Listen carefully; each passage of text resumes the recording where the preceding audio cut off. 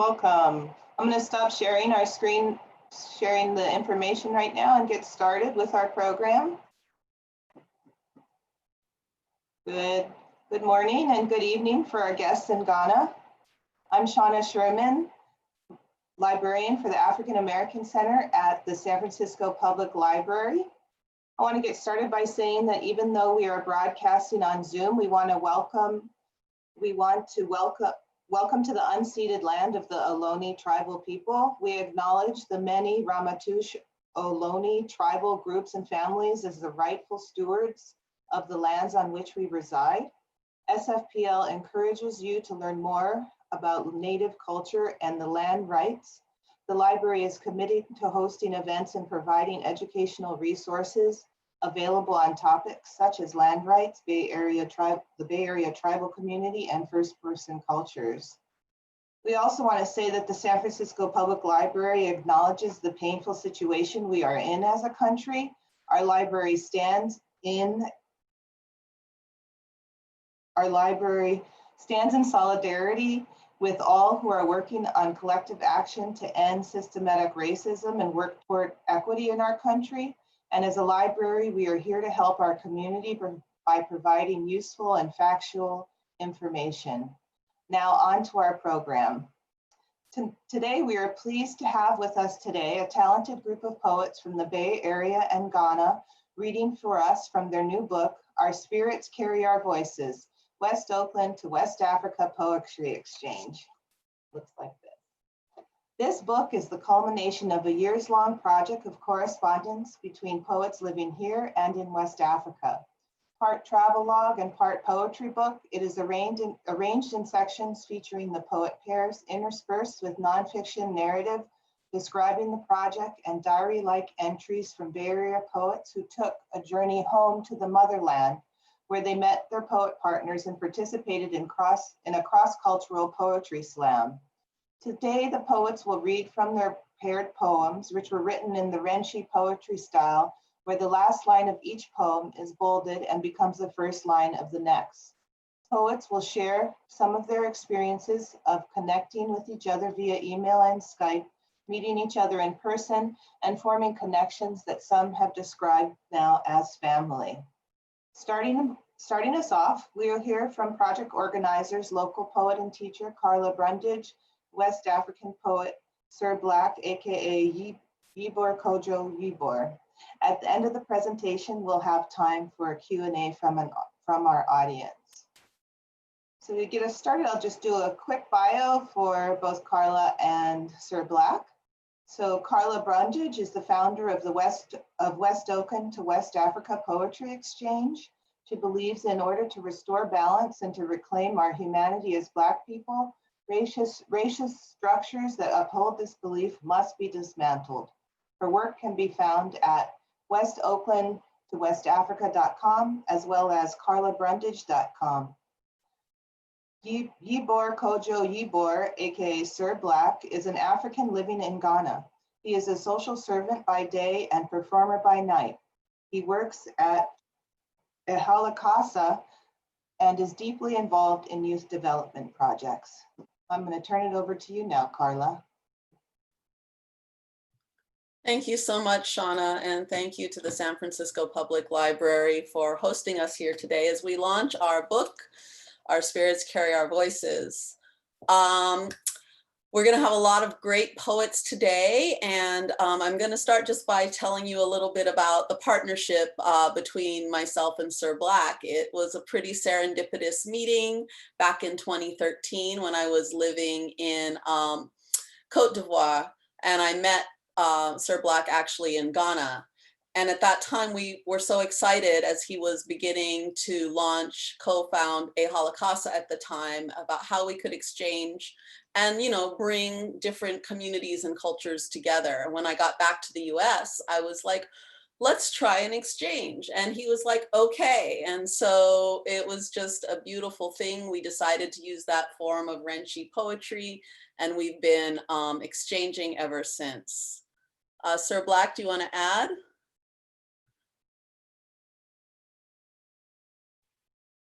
Thank you, Karla, for that opening. I think you've just said almost everything, but I must say that it was really interesting meeting you in Accra, not knowing that this beautiful encounter is going to tend to be something like this. But I'm glad we managed to work it out and we have this beautiful process that we are enjoying now. Thank you. So in the form of Renshi, an exchange using the last line of the first person's poem, we're going to present today in Poet Partners. So Sir Black and I were partners, and mostly we were administrators. So I have to say most of our exchange was logistics, details, helping partners find each other, emails. But over the course of the year, we did manage to exchange a couple of poems and focusing on technology, because we, even before COVID, used Skype and email and technology to form our exchanges. Since Zoom has come about, it's been much more accessible to all of us. I do want to start then. We're just going to read two poems on the theme of technology, and I will start. This poem is called His Other Lover. My lover has a lover. She fits so nicely into the palm of his hand, like my breast. He loves to talk to her quietly and often goes into the other room to be on her. They sometimes quarrel when he turns her off, and then the house is quiet, except for an occasional mumble as she fights to arouse him. How can I live with her in the house? But it is not only the house, because he carries her with him all the time in his jacket pocket. And they keep secrets from me, clandestine messages only they can share. At dinner, he ignores her, but I sense her presence. Oh, I long to have a chance alone with her. Like him, it is nearly impossible. Well, she is lovely, her voice unobtrusive, and she often sings a little song. She can change her colors and wears bright, flashy accessories. Unlike me, he can shut her off at will. I am not so easy to control. He says he loves me, yet when he holds me, I can feel him thinking of her and what messages she may hold and what secret, better passions she may possess. What secret, better passions she may possess? That was the question to her the night she left to buy the latest iPhone. You see, I'm not that blind, even though I use dark glasses by night. Truth is, she is a YOLO generation, chasing the mirage of reality, connecting with the what was, what could be, and the intangibilities. So I ask myself, are we better off in the abstract? Have humans really improved since the introduction of laptops? The world has shrunken into a smaller unit, interconnected via easy mobility and electronic transport. Loneliness has been healed by virtual and mechanic escorts in the form of dildos, artificial vags, and digital porn shops. Emotions are now expressed in sought in smileys and short codes like LOL, laugh out loud, LMOA, laugh my ass off, SMH, shake my head, GM, good morning, and WTF, what the face. With mobile text messages powerful enough to caress a lover's G-spot. What a shame. If technology has increased interconnectivity, why is my mobility limited to the stamps in my display in my passport? If modernization is inevitable, then so is technology and everything that comes with it. But prosperity is right to question tech with no logic technology. Since cutting right and wrong still remains an expensive luxury, although I always stand to be corrected, I will still insist it is only and only when you and I talk, hold, kiss, caresses, and make consensual love. That's when I feel truly connected.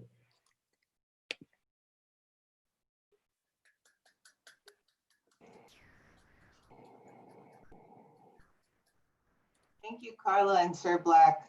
I know when reading the book, I was waiting for the next poem after seeing that next bolded line. It sounds so great to hear it in person.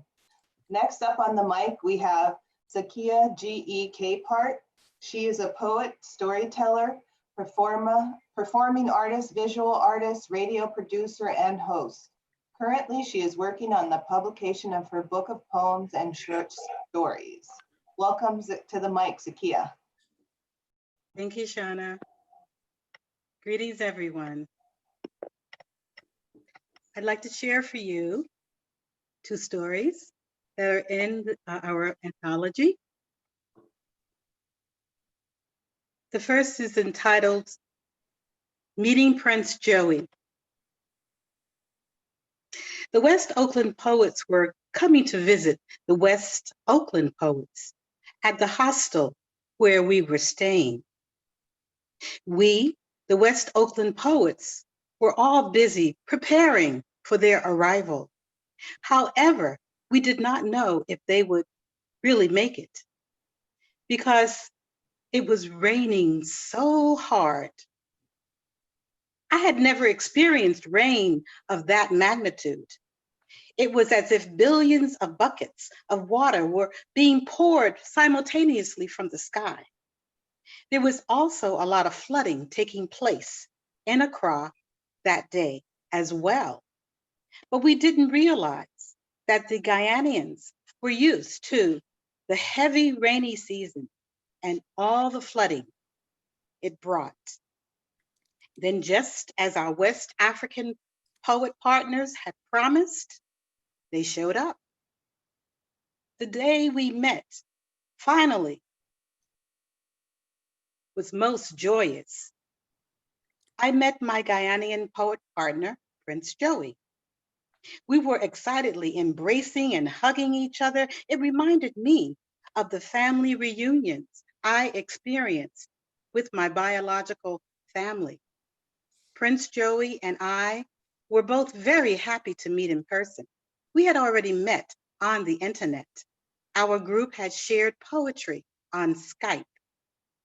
And he and I had been writing poems to each other for approximately a year. The two of us embraced and hugged for a long while. He is my grandson's age. Therefore, it felt like I was meeting another grandson for the first time. We held on to one another as if we'd lose each other if we let go. Standing up, we talked a long time. Then we sat down beside each other and continued to chat. Prince Joey is one of 6 sons in his family. He and his twin brother are the youngest siblings. He is a 21-year-old college student employed at a restaurant. Other than being a poet, Prince Joey is also a filmmaker and actor. During our conversation, he told me about the film he made with a couple of his friends, one of which is Emmanuel Akamba, who is also a poet member of the group. He said the film was to premiere that very weekend. I was very excited to be in Ghana during his film viewing. So I asked him if he would announce it to the group. After the announcement, we adjusted our schedules so we could attend. The film was an interesting comedy, and we laughed a lot. It was shown outdoors in on an enchanting Ghana evening in an intimate garden setting. I enjoyed witnessing another aspect of my poet partner's creativity. Prince Joey is a respectful, conscious Guyanian young man. I am very glad we were chosen to be poet partners, to build fires in our writing. The next story is entitled Poetry Slam Prepping. The main event of the West Oakland to West Africa Poetry Exchange Group's journey to Ghana arrived at last. It was the day we had been planning for a year. Not only do we get to perform with our poet partners, we also get to perform for the Guyanian audience. I wondered how we would be received by an unfamiliar audience on a different continent. Will they like our poetry? The thought made me nervous. It occurred to me that the other poets were probably having similar thoughts. But my roommate, Makita, seemed relaxed and confident. Although our room was on the second floor, the same floor as Wildflower, Imani, and Diamora, I hadn't seen them during the first part of the day, so I didn't have a sense of how they were feeling. Nor had I spoken with Karla, Wanda, Tyrice, or Marcus, aka Adeshima, the poets on the first floor. Before long, Karla came upstairs looking a little stressed. When I saw her later, she said some of the poets were having difficulty selecting their poems. What poems should I recite? Should I wear a dress or pants? The locks of my hair were styled up uniquely, crowning my head. I considered taking them down, but I changed my mind. It would be too much trouble. I needed a secluded area to select and practice my poems. Then I recalled the perfect spot at the Agu hostel where we were staying in Accra. There was an outdoor porch area in the back. I had gone there a couple of times to be alone. No one was ever there. I used that space to prepare myself. The poetry slam was scheduled to begin at 6:29 in the evening. Our event would take place at the W.E.B. Du Bois Memorial Center, a short distance from where we were staying. W.E.B. Du Bois Memorial Center is a historical, educational, and spiritual inspiring center. Our group had visited and had a fabulous time. It would be great being there again. Since our event would take place in the evening, we had most of the day to prepare ourselves. The Wotawa Slam Championship Poetry Exchange Project with Ihalakasa awaited. Thank you.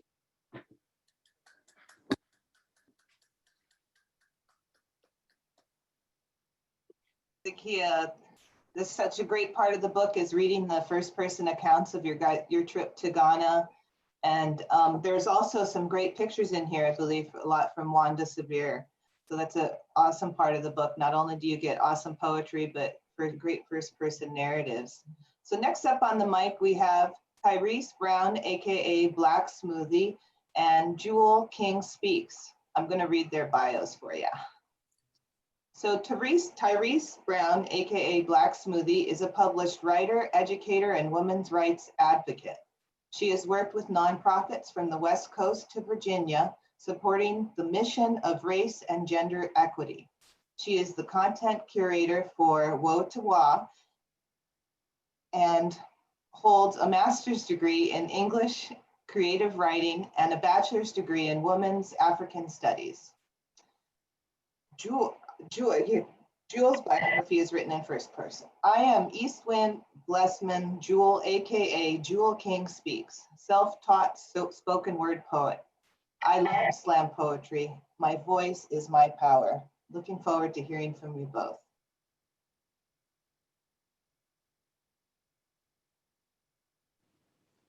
Hey everyone, I'm so glad to be here. I think I go first, right, Jewell? All right, I'll go first.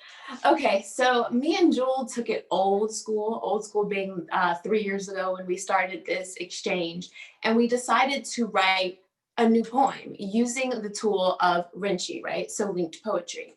And I loved how Shawna introduced the book by describing it as diary-like entries, because the poem that I'm reading today was very diary-like in a sense. I was working through my childhood, right? And some of those memories of being defined as a fast tail girl, right?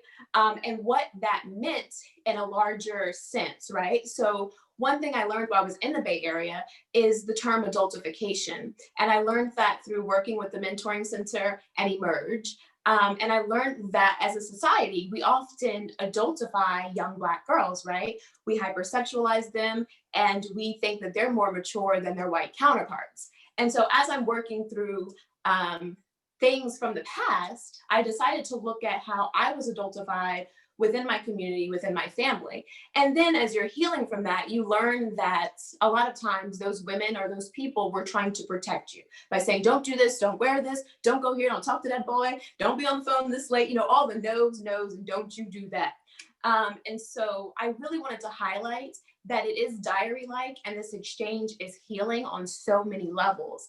And not to be a spoiler alert to you, Jewell, but he took the last line, of course, and made it his first line. And you can see how he himself is interpreting what he's been taught from, you know, elders or people in his life that are leaders, and really reevaluating that as well on his own terms. So I think that's what's so beautiful about linked poetry, is it allows you to exchange your ideas in a way where you're flowing together, but you're also healing and interpreting your own experiences. So check out the book and I'll get started.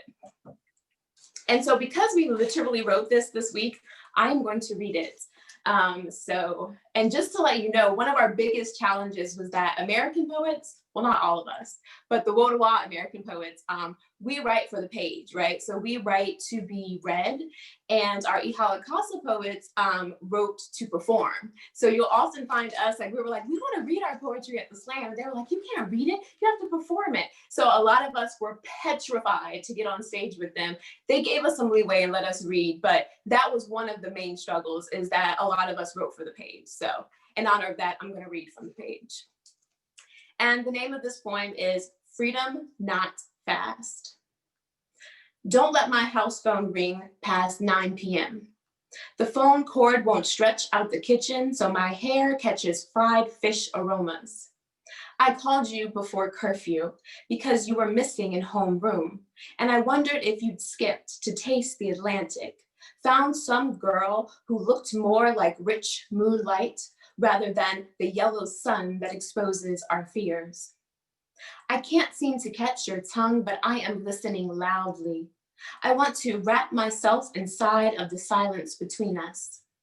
But I am interrupted by Granny's alarm that nothing is up this time of night but the devil.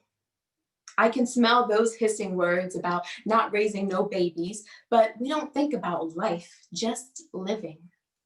Watching dollar movies, eating stale pizza, missing street lights, just trying to be freedom, not fast. I wonder, will you find me in the field when the score is tied and there is no more running plays under white lights? Many Fridays have already passed and diplomas now frame my wall and last names have changed. But I want to still call you after 9 p.m. just to see if you still like the taste of blue popsicles and watermelon Jolly Ranchers. But these days, I only dial you through epistolary lines, thought about you on paper and sent a love note out to sea, written to all the girls and boys. I hope they meet a you in somebody, that they don't have to sneak in freedom, that they find a gentle hand on their lap, that they break shallow rules to find space between their lips and someone's soul. Not fast girls, just free girls. Not mannish boys, just free boys. Budding from tank tops and shorts, young fireflies caught in mason jars of grease, stuck in the kitchen by the stove, just trying to be freedom. Not fast. The world makes them adults at birth. They just want freedom, protection while they fly, freedom to fly. Fast, not mannish, free. They just want to be free. That's it. So awkward on Zoom.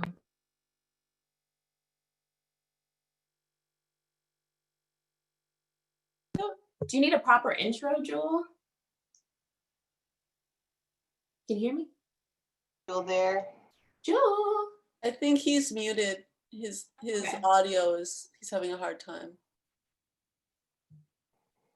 We were trying to, while we wait for him to get his audio together, we've been trying to practice for like the last 2 days. It just goes to show you how hard it is to get the time zones together, and then you're working through technology. So yeah, it happens. But we worked through that for what, a year, Karla? Like a year and some change, and we made it do what it do. So. Are you there, Jewel? Yeah, we sure did. Are you there, Jewel? Well, I still can't hear you.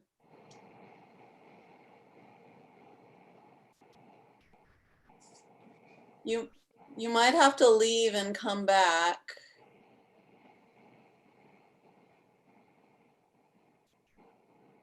Shawna, maybe we're gonna unfortunately have to come back to Tyrice and Jewel, and we can move on to the next poets, and then maybe Tyrice can just repeat her last line before Jewel goes. Sure thing. All right. Thank y'all. Thank you. Thank you for that beautiful poem, Tyrice, and thank you for telling us a little bit about the difference between the poetry process in Ghana and in the Americas. I'd be interested to hear more about that in the Q&A. Just wanted to show you again the beautiful cover of the book. Mine is tabs from reading and taking notes, but the artwork on the cover of this book was produced by Nana Boateng. So I just wanted to show it to you again. It's very beautiful. And next up on the mic, we have Crystal Teddy, AKA Madagana. Crystal Teddy is a Malagasy Ghanaian artist. She is currently working on her second studio album comprising music and spoken word poetry. Take it away, Madagana. Thank you, Shawna. Greetings, beautiful ones. I'd like to read 2 poems from the book, the second by my partner Wildflower and I, and the first by a Ghanaian contributing writer known as Zakiyyah. The first one, Baptismal, by Zakiyyah. I am waffle iron and black tea Friday nights. I am from Royal Palm serenaded driveways, high walls, paintbrushes, and Saturday morning jazz music. I am from a Paku and Gidiglo matrimony, 2 extremes of an ethnic spectrum, an unlikely pairing. I am from a breed of women waging wars on their traumas, chasing demons, and a god living in their arthritic bodies. I am from deserted, sea-ravaged Abolove. Here, where oceans bring back memories with each tide that rolls in. From Akple and anchovies, I am Kliko and its shrines. I am Kliko and its church bells. I am constricting lungs, bulimia, and chronic anxiety. I am also father's purple heart and mother's prayer beads. I continue to rise, to remind my spirits of my resilience, to be the grace to stay. I am from a long line of preachers and poets, of priests and orators, of linguists and storytellers. I am from a lineage of heart disease and Christmas dinner fights, midnights mourn of loss, chests heaving in sorrow, shoulders leaning on against each other, hands held together in prayer, men who have neglected their women. I am a trinket in a collection of scrap metal, anomaly of a minister's touch on a baptismal lake, rippling of God's miracle, the shout out, moon for a mouth, perfect for speaking dreams into existence, wings for wrists, perfect for gathering dreams into reality, from metaphors turned grenade to break traditions of silence. The second poem I wrote with my partner, Wildflower. It's entitled Inferior.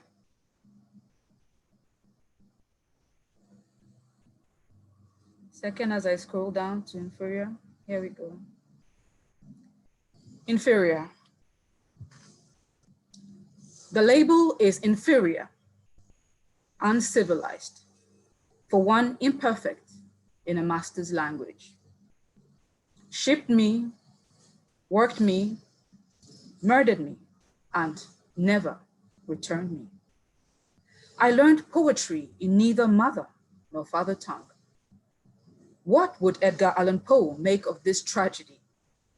Cursed to express emotions that do not inhabit me. Words closest in meaning, not nearly a match for my thoughts. Shipped me, worked me, murdered me, and never returned me. Cut off from my lineage, given a name unpronounceable, asked to be thankful for my new home. Shipped me, worked me, murdered me, and never returned me. Thank you.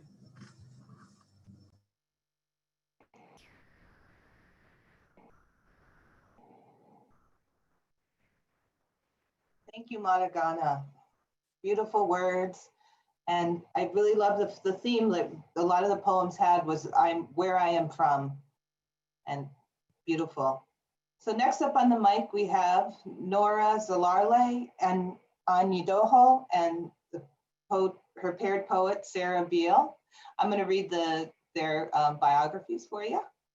Nora Zalarle Anyidoho is a young Ghanaian spoken word artist. She is constantly grappling with words and beating them into poems and stories for her generation and beyond. Sarah Beale is a poet, visual artist, and social worker. She is co-editor of the Colossus anthology series. She is interested in the creative process as a medium for creating change and building community. Welcome to the mic, Nora and Sarah.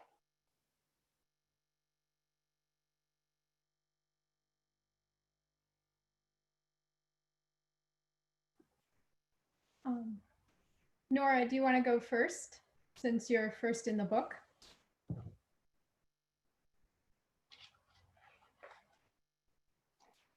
Did Nora make it here today? I don't know.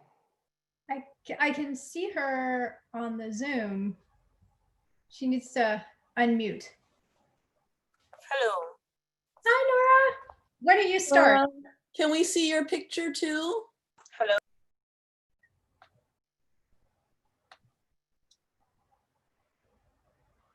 There you are. Yes, that's it.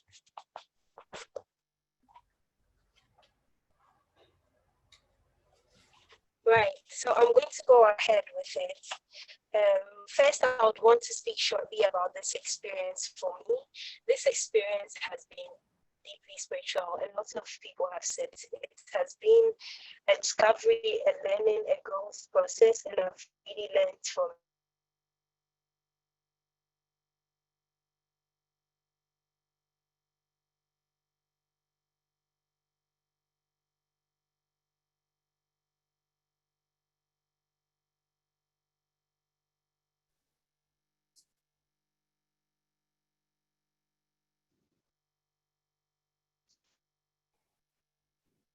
I think we might be experiencing some. Nora, we may have to have you turn off your video and just speak. Okay.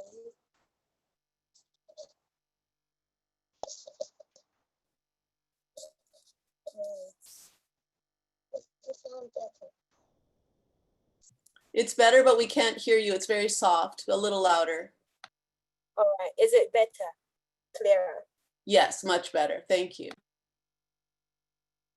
Thank you too. All right, so I'll go ahead with it. I was explaining that this experience has been deeply spiritual. It has been a process of learning, unlearning, discovery of myself, and my poetry partner was Sarah.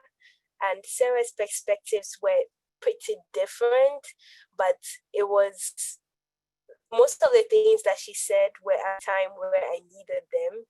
So it was like a connection that was outer worldly, out of this world. And I really learned from all that. And I'm grateful for the experience.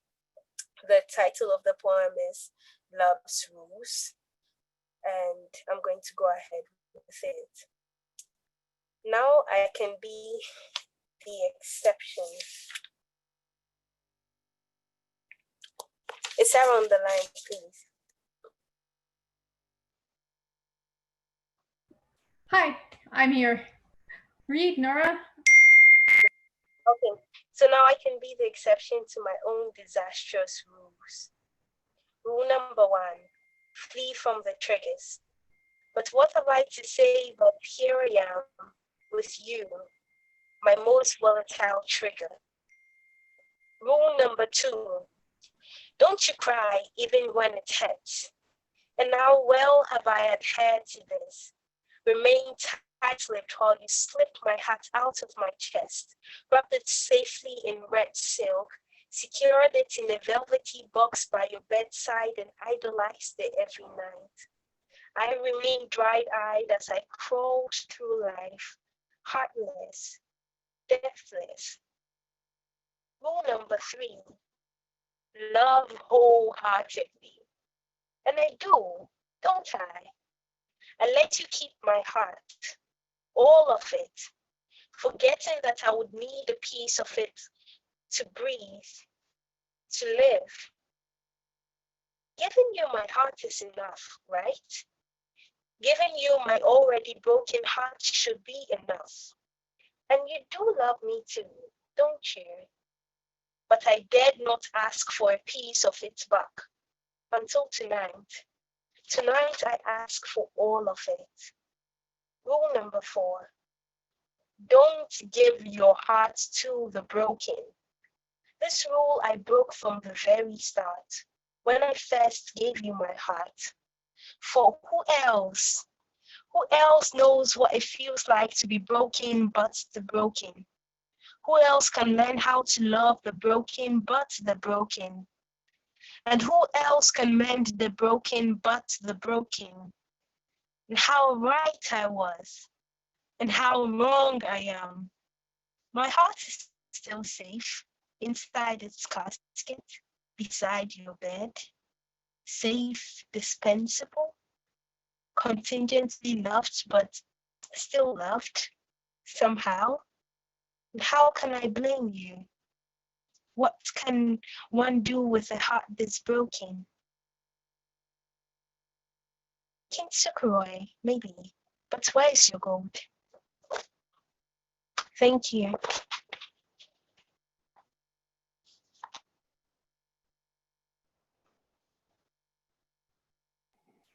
You're muted. Sarah, you're muted.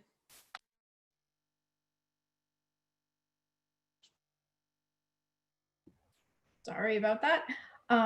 I love Nora's writing so much, and it was so wonderful to have this exchange, and I felt so inspired by her beautiful words.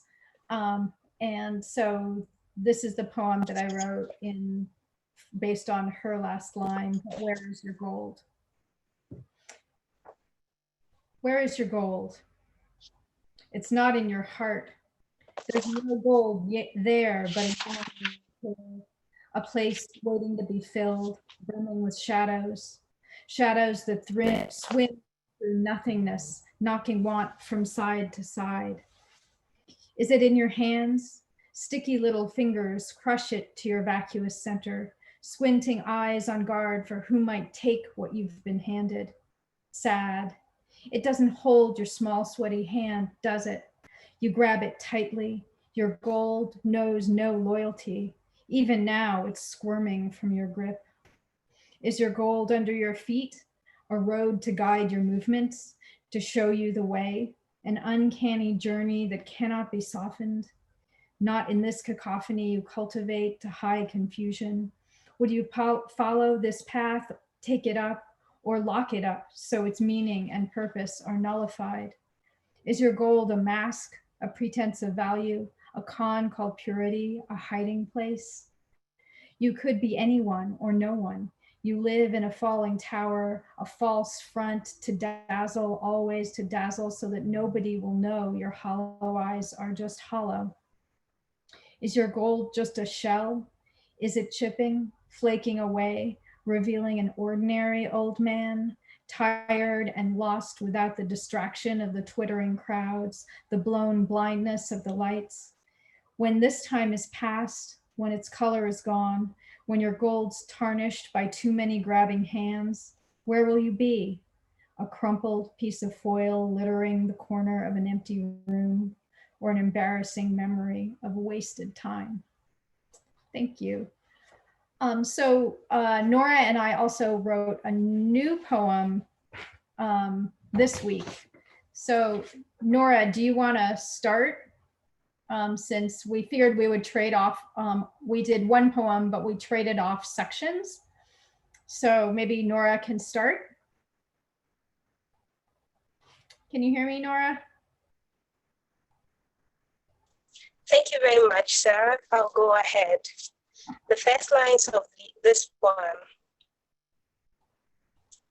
Just like Jesus, a heart is sorrowful even unto death.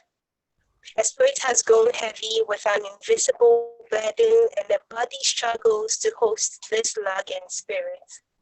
A pair of lungs are leaking, unable to hold enough oxygen to keep this human alive. Choose life. Surrender to temptation, the echo that calls from the earliest scrambled breaths.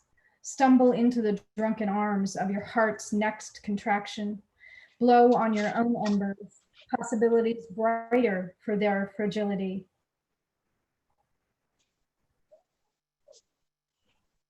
But if your lungs fail to give out the oxygen to keep your embers alive, choose death.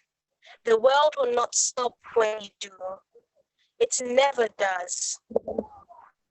So give me a kiss. Slide free from this wrestle. Let your being bloom beyond dropping. Weave your bright fiber into the starry expanse.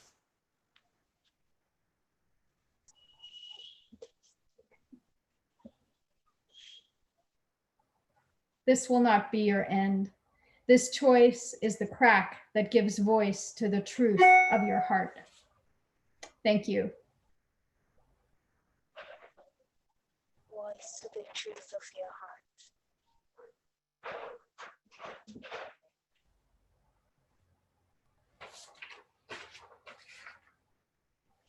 Just want to thank everybody, especially the audience, for your patience. This year, as you know, I'm Karla, and along with Sir Black, we hosted this year-long exchange. And the technology cross oceans, cross continents, cross systems of communication has just been always challenging. And this is it. And we're having a beautiful reading. So thank you, everyone. Thank you. So I'm going to pass it back to Shawna. I just wanted to let you know.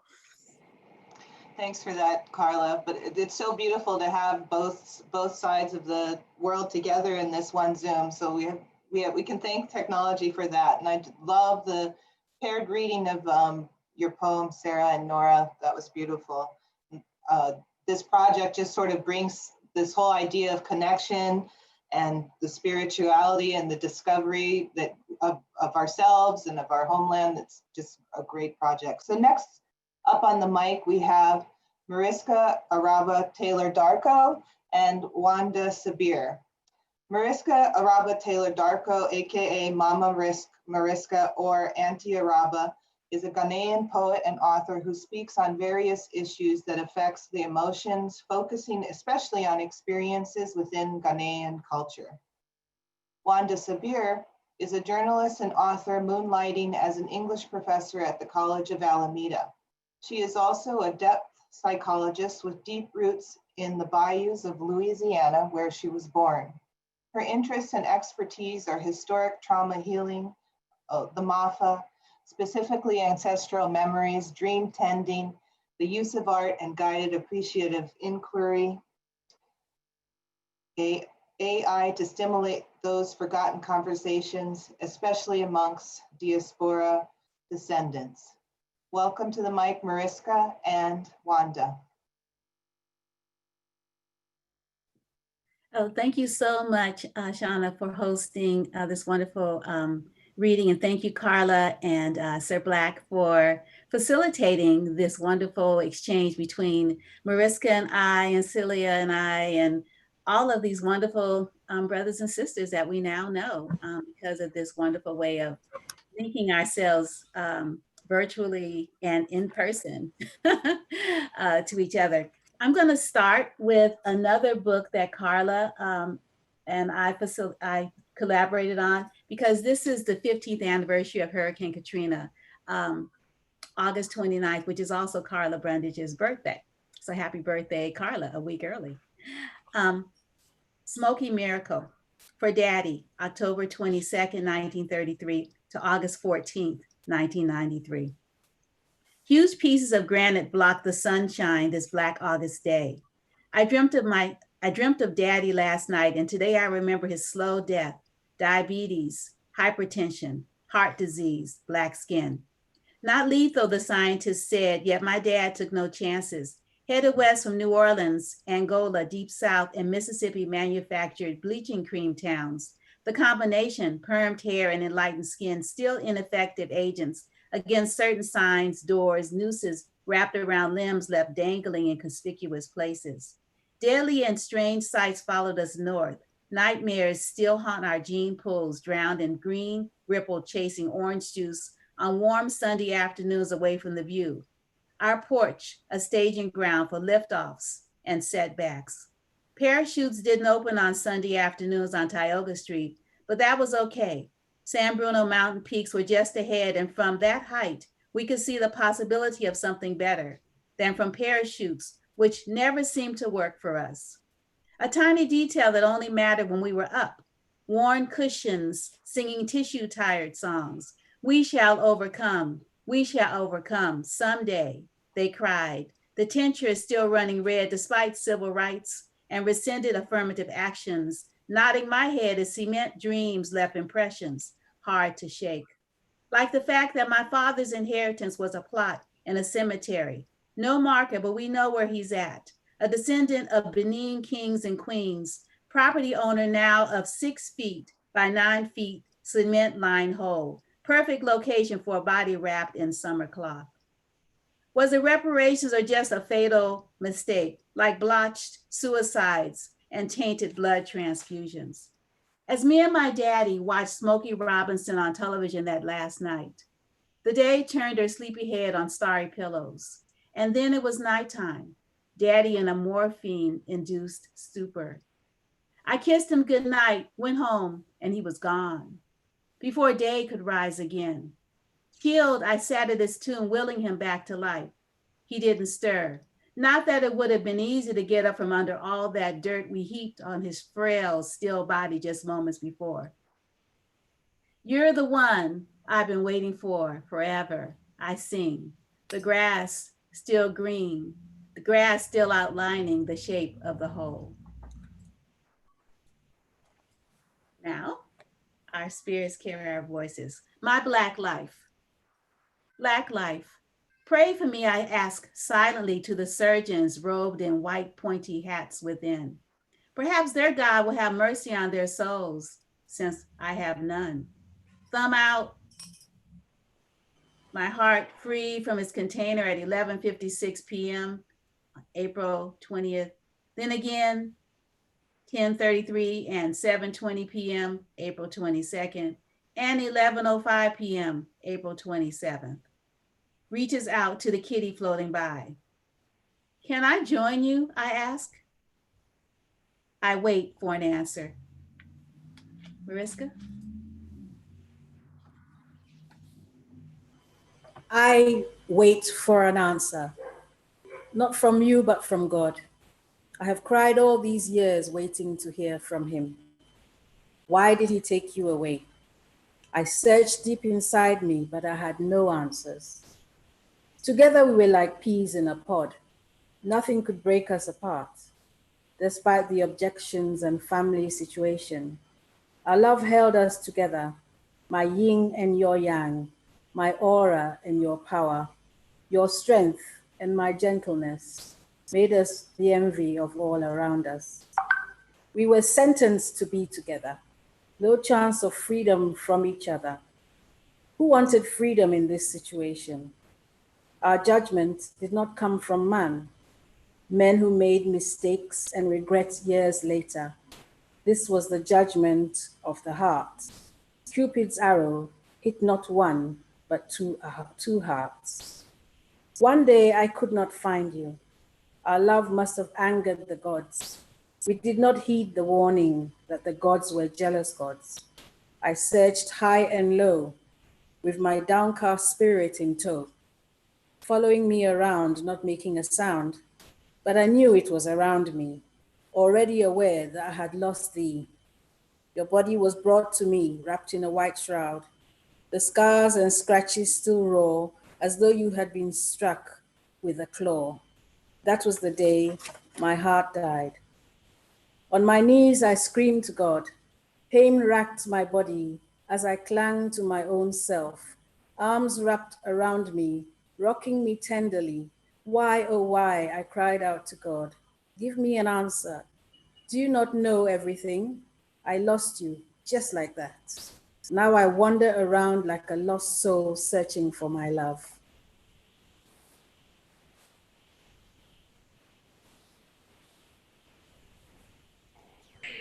You're muted. Yeah, hello. Oh, sorry. He lived in the syllables between particles of sand stuck to my toes. Now I wander around like a lost soul searching for my love, better forgotten. Waterfall drenched, no room for any others. We fit perfectly until I slipped off the rock. Tumbling, there was no one to catch me. Pain is all I remember when I think about it.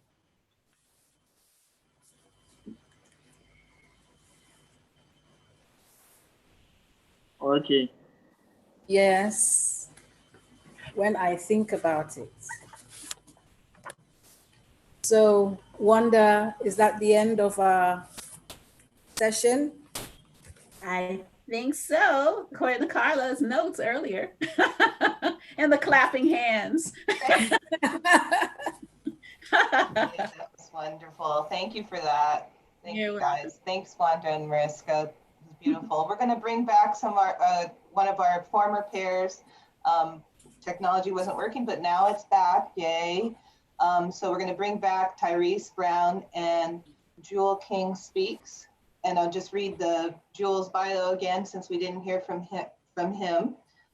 Eastwind Blessman Jewell, AKA Jewell King-Speaks, is a self-taught spoken word poet who loves slam poetry and has a voice of power. Sure, thank you. So here is my reading. Right from where Tyrice ended, it says just free. So I'm starting with just free. It goes like, just free, Mr. Jeffrey.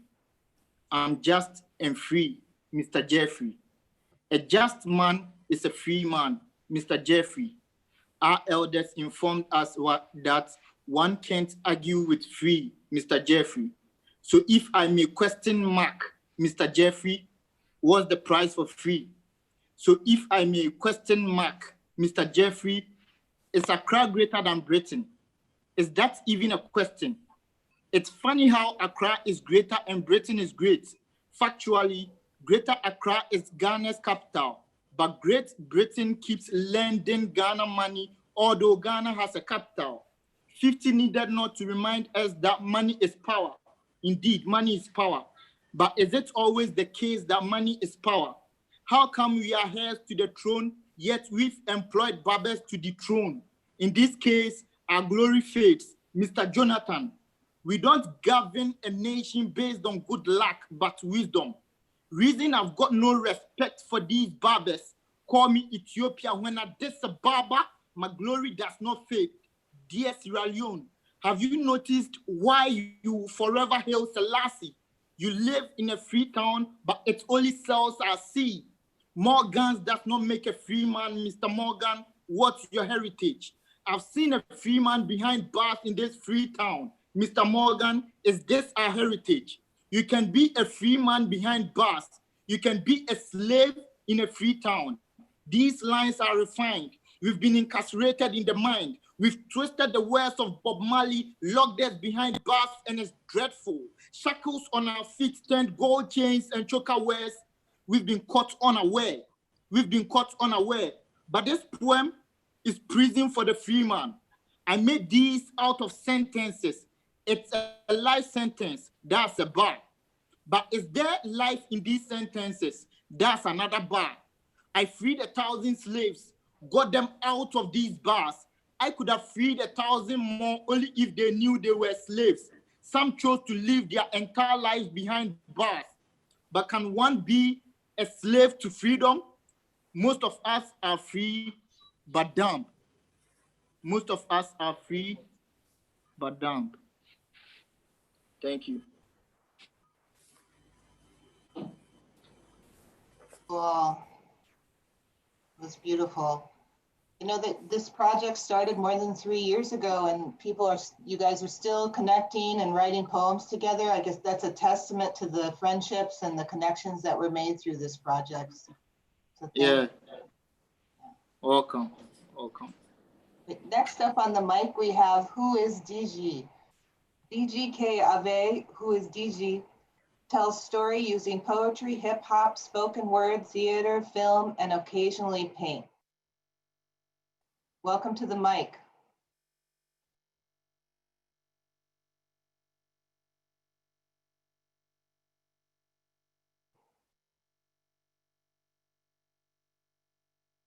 Who is DG? Are you there?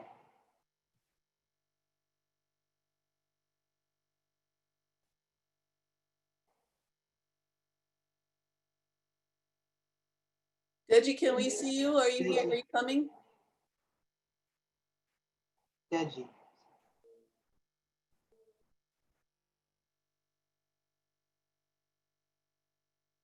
Okay, I can see him. We're just waiting for the video. Yeah, so as soon as we see you, you can get started or just start speaking when you're ready.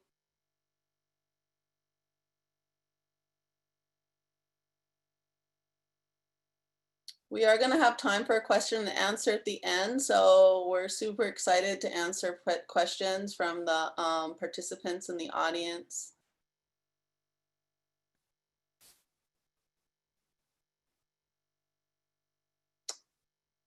Maybe we can go to the next person and come back to Deji. That would be Natty. Can we move forward to Natty and then come back to Deji? Sure thing. So next on the mic, we have Natty Ogley. Natty Oakley is a Ghanaian wordsmith using his gift as a reformative tool to contribute to positive change. As a member of Elikasa, his unique approach to spoken word poetry exemplifies the tenacious pursuit of righteousness and truth. Welcome to the mic, Natty. All right, thank you very much, Shawna, and everyone. Greetings from Ghana. All right, so my poetry partner was Ziamora. She's not here tonight, so I'm going to read hers and mine.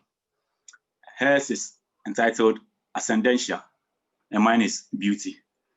And there it goes. A child of her, the queen of the night. Mi mama primera, our first mother. She hangs in the sky and visits me every night. Her shining face cools the warm seas and heals tender skin. Our melanin is burned by the sun, rejected by a concept of light and dark, chained to ground like animals they've created in their blind brilliance. Kingdom stretches across the earth, blooming in the hidden spaces of the universe, divided and conquered. Her body is a marvel of the cosmos. Her crown made up of constellations in the sky. She is the pool in the waves as they crash on the shore at twilight. She is the dew that drops from the heavens, feeding dead grass of yesterday. She is the howl of a storm and sweet cares of midnight wind. She lulls me to sleep and mends my spirit, so I am trapped here on land. The unforgiving inferno of the sun beating on my back. I remind myself of you, your eyes. I see God in you, and she is beautiful. And she is beautiful. Her beauty compares to none. No parish priest can overcome the temptation of looking at her twice, even when she becomes a nun. Believe me when I say she carries with her the radiance of the sun, providing shelter for others. Her eyes glow with magnificence. Some call her arrogant when to no avail they try to understand her intelligence. Providing shelter for the other elements, she is the protector of the realms and god of defense, sophisticated in nature. She's the finest creature ever made by Obuade, the creator. She knows what she's made of. Her uniqueness defines her, not her makeup. The perfect model for her daughters and sons. As the bedrock of creation, she lays out the structure for her clans. Her name is Culture, the delight of her loved ones. Thank you.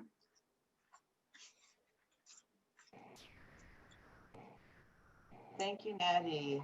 And thank you for reading your poems, your poet partner's work. It's beautiful.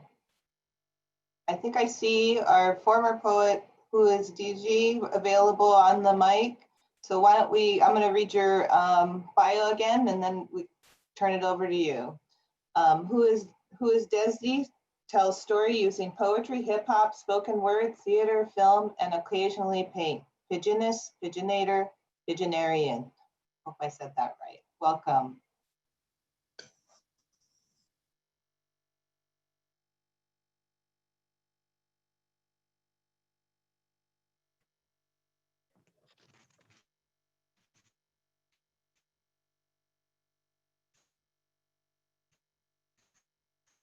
You're up, DG.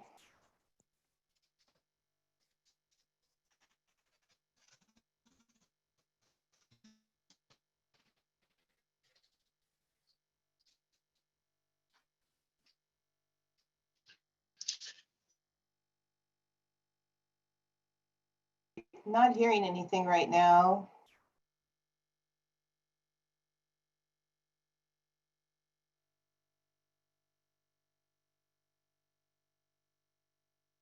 Just want to remind folks that this is an international poetry reading, so please be patient with us.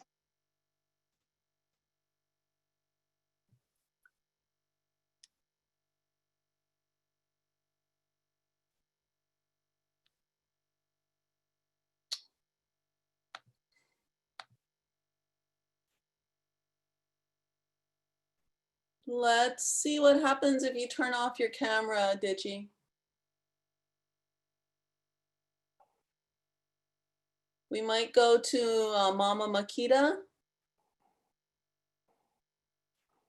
Okay, yeah, we'll move on to Mama Makita and come back. So next we have on the mic, Mama Makita Ohima. Makita, AKA Sandra Hooper Mayfield, is a lover of love. She travels the world to find her treasures. She is fearless and unapologetic with her art. She uses poetry to heal and be healed. Welcome to the mic, Mama Makita.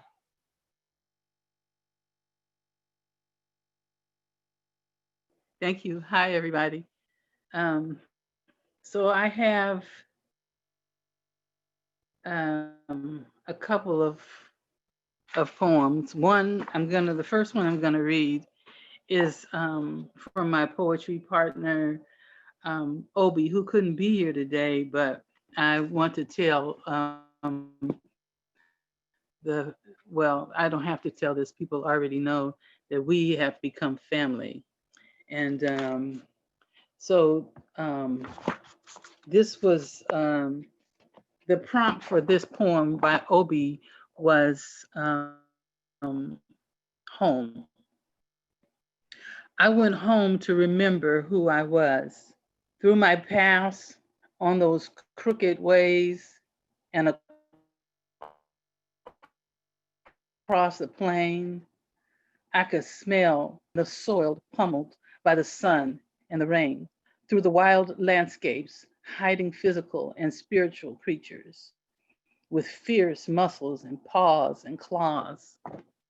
My past I tread with uncertainty, lead to my grandfather's cocoa plantation, where I hope to find answers about who I am from, and where I come. I wish this old man, faithful heir of my ancestors' legacy, will help me find out where my fears arise. Why being far from my home makes me experience so much alienation. My home is big, old, and pleasant, he said, home of proud men, proud, pure rivers, sacred forest, and legendary hosts. Excuse me. Beautiful haven protected by its fierce soldiers and the spirits of its ghost. His home is big, old, and pleasant, as he said, and now that I can finally say so, I see I don't need to know that much to feel its sweet warmth. Now that I have come in and I am able to feel the joy of it, it is surely worth it all. And I wrote a poem in response to we were supposed to write a poem about food. And so I thought about my mama and my daddy. We went to Nana's house for Catholic Friday fish and fries, coleslaw, pound cake, and scrumptious lemon pies. My favorite day was Tuesday, when those who were able could hear my daddy making love to my mama at the table. He made love creative, like fairy tales and fables, to show how good mama's food was to those who sat around the table. Visitors would smile and blush, even Auntie Mabel, when they heard my daddy making love to my mama at the table. Daddy, uh-oh, then they heard, oh, daddy was, oh, daddy was, oh, daddy was, yeah, oh, daddy was dramatic. Ooh, baby, this is good. He moaned and crooned for breakfast, lunch, and dinner, and as often as he could. Mama blushing red like beans and rice, daddy's favorite. Pass the hot sauce, honey. Then he kissed her sweetly on the cheek, not just once, but twice. Now, I don't believe it's been a long time since I sat at that table, and I don't believe in fairy tales and fables, but I would do anything if just one more time I could hear my daddy making love to my mama at the table. And then I have one more.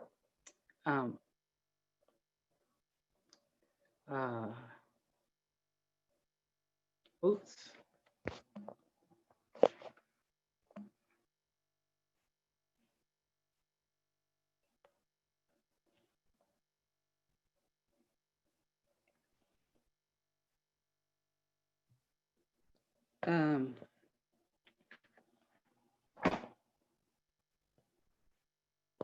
Well, it might help to turn off your video. Can you hear? Oh.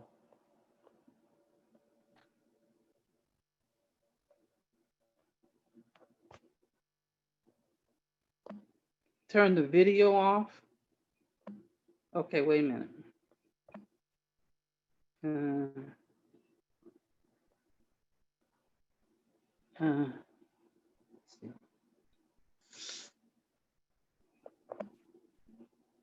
We hear you. Okay. From West Oakland to West Africa, poetry be you, poetry be me. We gathered in spots and places and dreamed a black dream. Home, air thick with heat, and that blessed our skin, and a scent that folded us up in a blackness that made me miss my daddy. Oh Ghana, you be poetry. Spirit of our collective ancestors hovering, we could feel the hum of a tribal song deep within. We fell in love with jollof and chicken wings and ihalakasa. We grooved to the wildflower beat of Sissy crooning, "This girl is on fire." At the Agoo hostel, we traced the ancestors' steps, looking for how it used to be, and found truth. From West Oakland to West Africa, poetry be you, poetry be me. Ghana, you be poetry.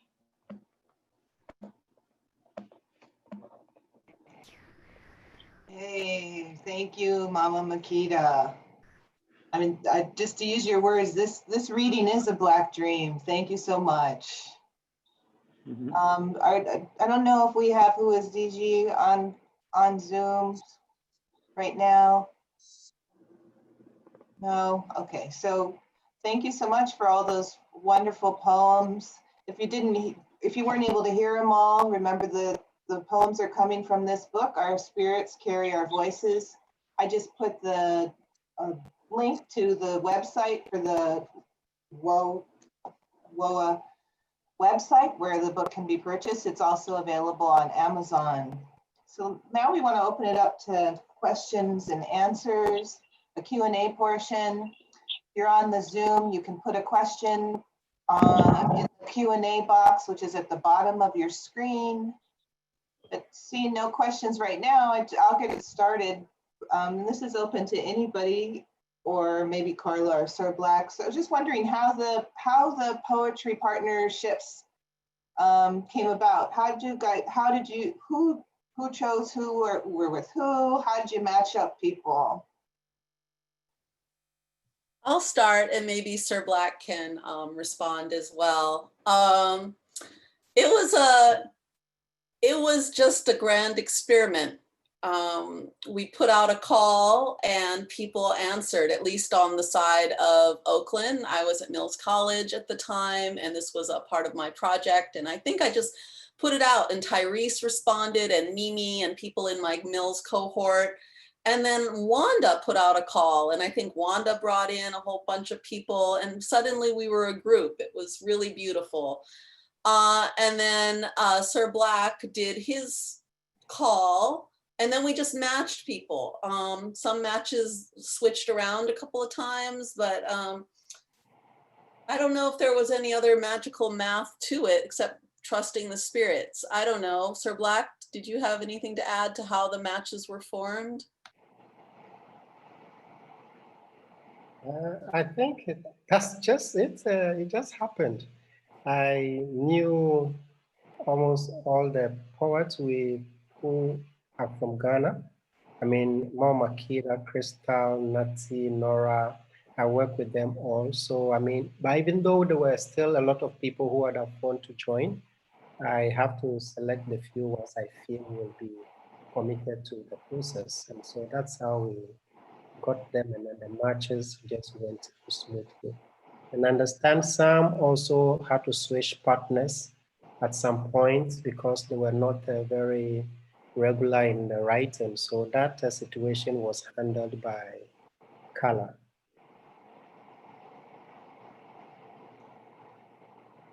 Thank you. And what was the matchup like for you all? Like, how did you work? I mean, I'm just going to leave the question broad. How'd you work? How'd you exchange poems? What were you inspired by each other's poems? Or did you, yeah, just so more about how the relationships formed during the matchup. We had themes. I think it was it 8 weeks, Karla? We had, for each week, we had themes. And then for our Bay Area, West Oakland group, we got together at Mills College and we wrote together. And then we emailed our work to our partner, and then they responded, or vice versa. But we all had themes. And maybe, Karla, you could go over some of the themes that we wrote about. I know one was about a current event. And I think the one that I read was at a time when Texas was executing a lot of people. So that particular poem referenced, when I mentioned the times, people were being killed. They were getting those lethal injections, those 3 men that I mentioned in the poem about Black life. And they weren't all Black men, but they're all getting executed. And then I wrote another poem because I had 3 partners. Mariska was my second partner. And it was about the wildfires, and we're having them right now. So maybe, Karla, you can give us some of the other themes. Sure. We had, I can't have them all memorized, but other people might speak up. We had one for the remembering the ancestors, loss, the where I'm from. Culture. Culture. I think we had also about culture. Yeah, a favorite food, I think, was another. Yeah. And so, yeah, and it was just really fun. And so we, Karla had actually had a terminus and hadn't actually planned for us to meet each other. And we were like, oh, no. Once we like started, going back and forth, it's like returning to Africa after all these centuries of being in the diaspora. It's like, we totally want to go to Africa, right? And a lot of the people had never been to Africa. I hadn't been before, but it was really nice going again with a group and being met by a group. When we got to the airport in Accra, there was a bus and everybody was there to meet us. And it was like going home, like for real, right? So anyway, yeah, maybe we could talk about that, like being on the ground in Accra. It was all hot. We were all sweating. We've been flying for days, literally. Our day missed the flight, but he caught up later. It was like a movie. We should make a movie. But no, we actually have made a movie. But anyway. Yeah,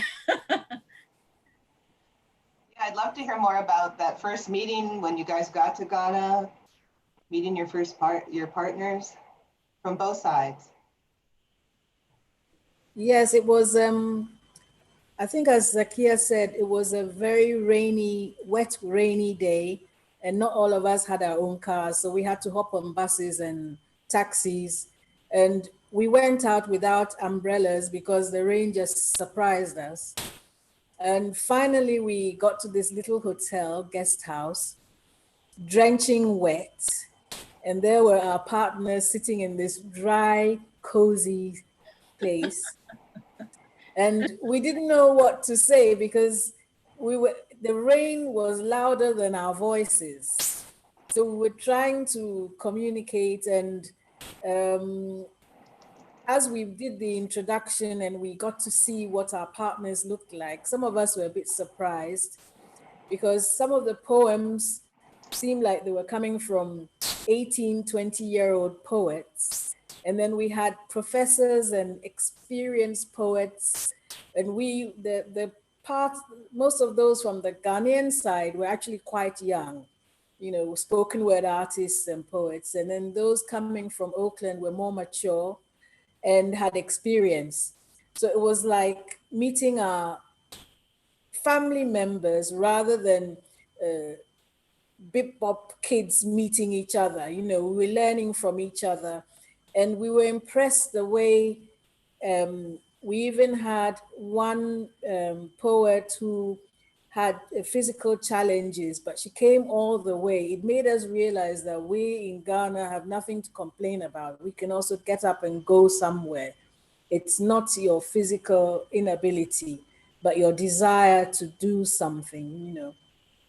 So it made us also want to see other parts of Africa, to have an exchange with other African countries as well, not only with America. Another thing we learned is that our situations and our problems that we go through our poetry are completely different. Even though we're Black people, we had a different outlook or perspective on life. We've not had oppression because of our color, but rather oppression because of greedy leadership. And that's where we are oppressed. But to be oppressed because of your color is something a lot of people here cannot understand because they've never come across it.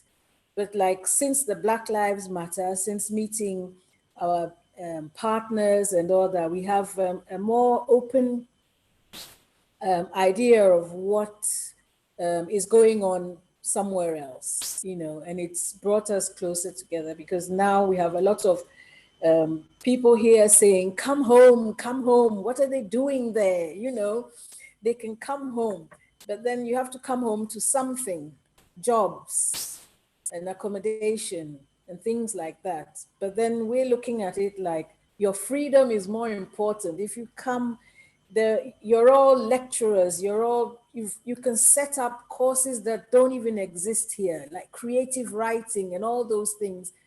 If the universities would give that opening, all of you should come home and teach us all these things that we are missing.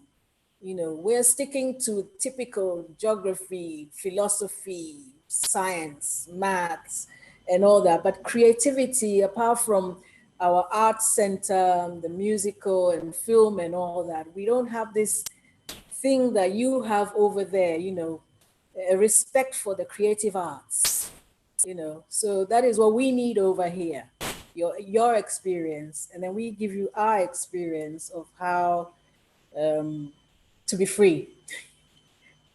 So that's what I got from it anyway. Thank you for that, Mariska. I just want to read a comment that we got in the Q&A. It's not a question. It's just a thank you to the contributors and panelists and poets from Allison, is it Francis? As one of the editors of this collection, it was a joy to hear these poems I have read countless times come alive through your passionate voices. Mahalo from Allison in Hawaii. I just wanted to share that. And there is also a question in the chat about future projects. And I want to go, Mariska, I want to come. And I don't want to forget the question. So keep that in mind and let's tell us when can we go? I want to go. And then anybody want to share any of their most memorable experiences in this project?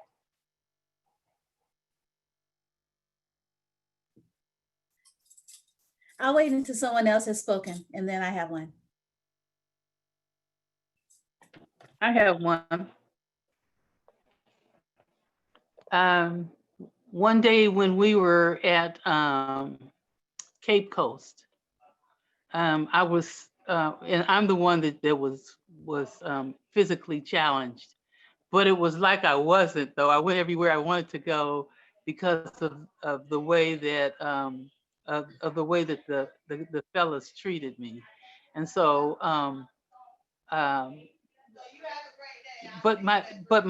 the most beautiful day I was sitting on in Cape Coast at One Africa, and this trip was like it started out being like what I thought was like the end of my life's trip, because I had a cancer diagnosis. But the truth is, it really became the beginning of my life.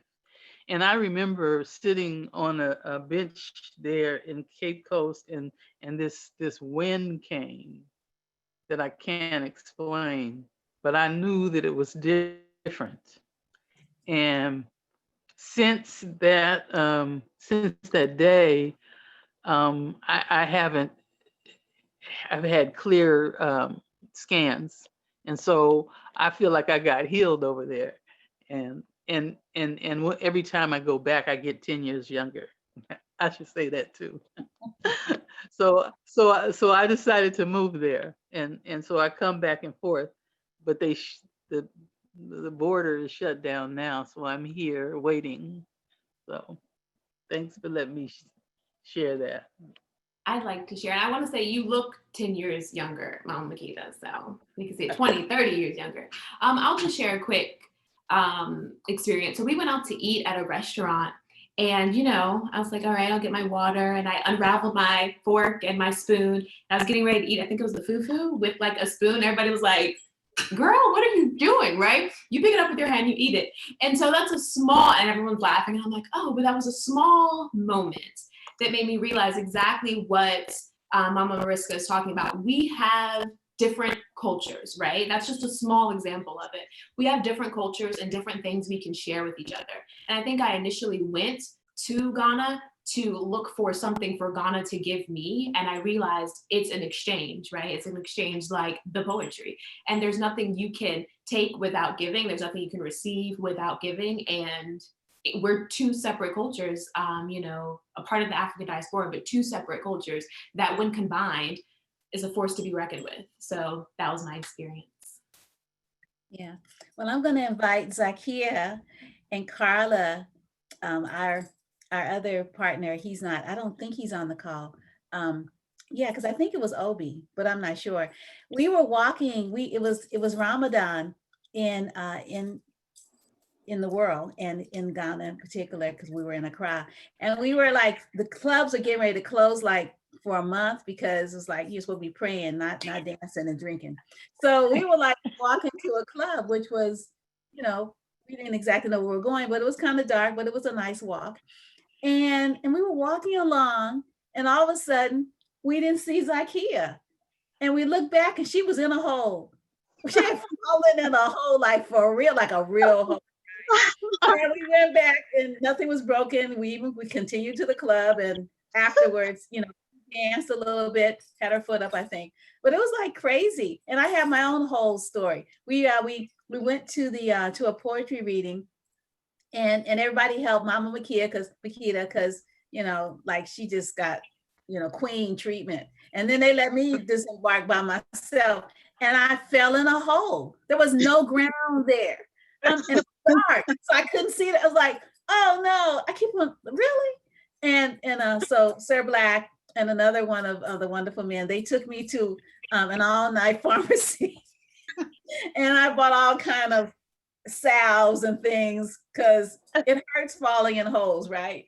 So anyway, Zakiyyah, why don't you share about your whole story, your falling in the whole story? Yeah, that was just so well, I don't know, amazing, but yeah, it was so interesting, because we were trying to get a taxi. We were walking to the club, but then we decided we needed to get a taxi, and the taxis were stopping, but they were stopping like so far away from us, and we were wondering, why are they not just pulling in front of us? Because that's what we're used to here in this country. So we decided we're gonna walk to the taxi, and all of a sudden, I didn't feel my feet. I didn't see Wanda. I didn't see Obi. And I'm just wondering, and I could hear them, and they were calling me and looking around for me, and I could not even speak. Interesting enough, though, they did find me, of course, and pulled me out. And we discovered there was a hole just in front of that hole that was so deep that they would have never found me. So that was pretty scary. But on the upside, I want to say that it was my first time going to Ghana. And I was just so amazed that when we got to the airport, when we disembarked from the plane, that there were nothing but Black folks. I was like a kid in a playground or something. I was looking around and everybody looked like me. And that was like so amazing. I just felt like I was home, and I was home. So that made me decide that that's where I want to go and live also. So my husband and I are making plans, and we are planning to go back to live, because it just felt like a freeing that I had never felt before. Just to be with my people and feel so comfortable. So yeah, so that's pretty much what I want to say about that. Thank you. Zakiyyah, we're at the end of our program, but we did get one more question, and then I know Karla wants to wrap it up. I don't know, maybe you can combine the wrap up with this one question. It says, Karla and Sir Black, the obvious success of this project, what are some of the obstacles, hurdles, and advice to others who want to embark on a national or international project working with a group of people and or artists, group travel, their creative temperaments, and suggestions for how to succeed? And then also, could you tell us if there's going to be another project? Because I'm sure everybody else, everybody watching might want to participate, because I've seen in the comments that a lot of people have gotten hope and inspiration from your words today. If you want to start, Sir Black, I know you do a lot of international work, and then I'll close up.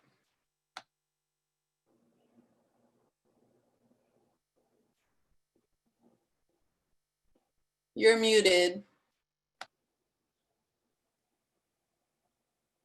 I think personally, every project has its own challenge, and it's uniquely based on the kind of people who are in the project and those who are leading the project or facilitating it. But if you set your mind on anything, I mean, any collaboration, you will definitely get some miracle out of it. So I believe those who want to do something like this are free to open up their spirit and then try to get the people who will really believe in what you are doing, and definitely you will arrive at the place you want to arrive at. I have a couple of experiences with international collaboration, so I know it's really the fun part of it is what you have to look out for, and that makes the work very easy. But if you see too much to be more of work, I think it becomes more difficult and you keep having challenges in the process. But any challenge that comes up is something that leads to a better ending of the process. So I guess that's what I can say for now. Thank you. And I agree that, yes, there were challenges, there were many, and there were many, many more rewards. And I think the three things I would say are the people, finding the right partner. I never could have, or we, but I'm going to say I never could have done this without Sir Black. So finding the right person or the right people. And even right is a little bit of a weird word, but someone you can connect with, being optimistic and being willing to work through those challenges. I really agree. Those are the main things. I'd love to answer more in depth. You can email me through our website at westoaklandtowestafrica.com. And also you can get more information through westoaklandtowestafrica.com. We now have a sign up list. I also just wanted to share, we are working on new projects to be launched, but not quite yet. And so if you're interested, please let us know through our Facebook or through West Oakland to West Africa. And we're gonna get something together soon once, well, COVID, there's a lot of obstacles right now. So right now, the best way to exchange is through this beautiful medium. Thank you so much to Shawna and to the library. Thanks to all of you for showing up today. Please support us by buying the book. The book does, the proceeds do get divided between us and Hala Casa. So thank you again. Have a wonderful day, wonderful evening, everyone, and pick up the book. It's great.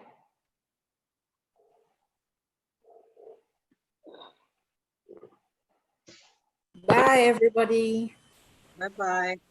Bye. Thank you. Bye, everyone. Thank you. Bye, everyone. Be safe. Thank you, poets.